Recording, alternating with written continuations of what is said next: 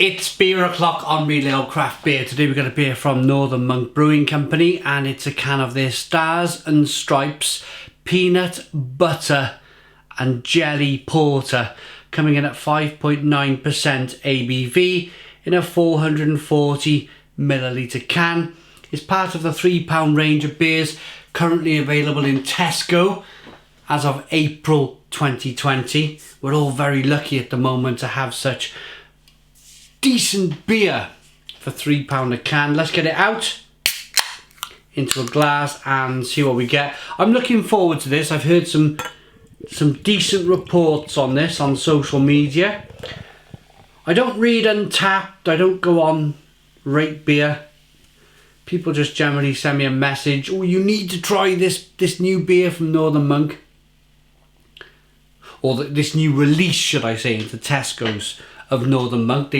Northern Monk probably brewed this before, and they've decided to release it into Tesco's as part of that range. So we got a 2-finger, slightly off-white head, maybe tan coloured if you're lucky.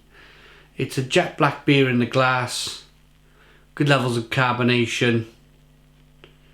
Yeah, look at that, looks very good. Let's get the aroma.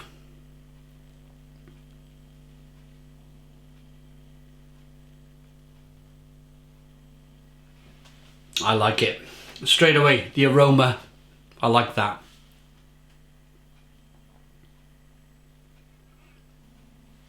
It's the nuttiness. I love eating nuts. I love eating peanuts. But make it like a porter or a dark brown ale, if you like. Really nutty. And it's right up my street. It's right up my street.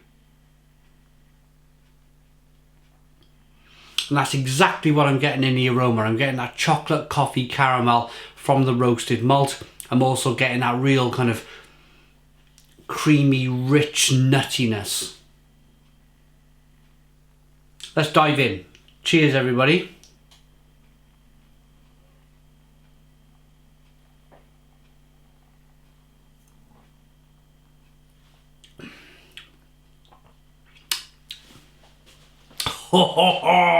I like that. I really like that one.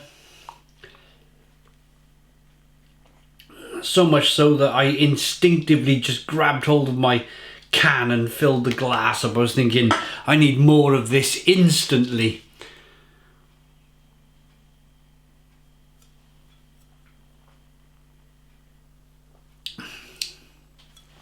Yeah. Stone the Crows. Stone the Crows. What a fantastic beer. It's got a nice depth to it. I imagine they've either used lactose or oats to give it that kind of rich, creamy mouthfeel. Carbonation pushes the beer around the inside of the mouth, releases more of that flavour. Then we're into, I would say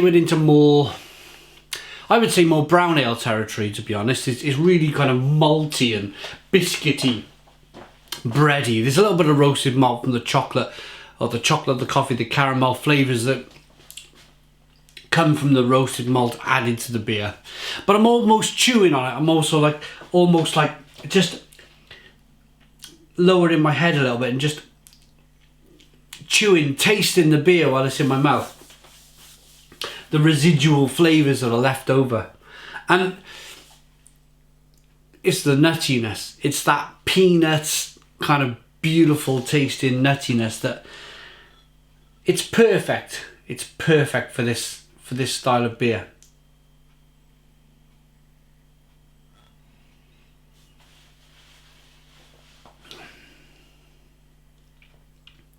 The jelly. Let's talk about the jelly. Some people in America, they call it peanut butter jelly time, don't they? For me, that would be the tartness. That would be a mixture of the sweetness of the malt and slightly kind of vinous flavours coming from the roasted malt. So yeah, maybe a little bit of plum and fig and prune. But that can quickly, in a very imaginative mind, as mine is, that can quickly go from plums, figs and prunes, vinous qualities, into jelly. It's a very, very clever way, clever naming, of course. Definitely the cleverness is adding that peanut flavour, and then getting the vinous flavours from which are very common in a porter or a stout. It's the difference between when you add the hops to the beer and you add some roasted malt. It kind of just, instead of getting grapefruit and mango and citrus and orange peel, if you were brewing a pale ale and adding the hops to the beer, because they've added roasted malt, it clashes in a very different way, and it produces, in your mind, you think, oh, this is a bit vinous, this is a bit plum-like, and a bit fig-like, and a bit like raisin-like. And then that leads then into reading the can, peanut butter jelly porter, thinking, yeah, it's nutty, it's peanutty, and you get some kind of fruit flavour on the back end, which of course jelly is fruity. So it's a very clever, just dismantling the beer in front of your very eyes, I'm doing for you.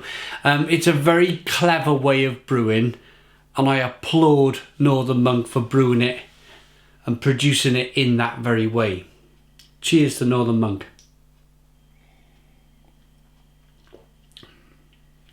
Nice mouthfeel, creaminess, a little bit of bitterness on the back end, a little bit of sweetness to begin with, but it's all about that lovely roasted malt flavour mixed with the nuts, the peanuts. Lovely. I don't know if it's some kind of peanut extract. I'm not sure if it's real peanuts that they even say on the back of the can, because the problem you get when you put real peanut into a brew is that they're very oily, and the oils would cause a slick on the beer, if you like. But there's no such slick on this beer. If you rock it back and forth, you can see the carbonation chasing the head up the glass. It's got a little bit of nice lacing going on.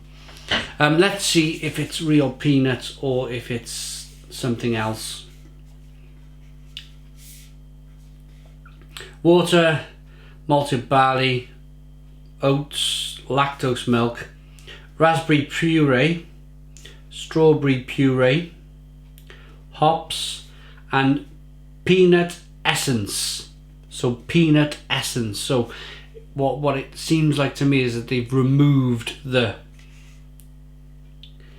oils from the peanuts, which of course I don't blame them for doing that. Nobody wants a slicky, oily sludge on the top of their glass, do they? With peanut oil. They have to give you the flavour, but without the oil. I gotta be honest, mind. They caught me with the raspberry puree and the strawberry puree. I thought it was going to be more of a natural hop flavour coming through. It certainly doesn't taste of raspberry and strawberry.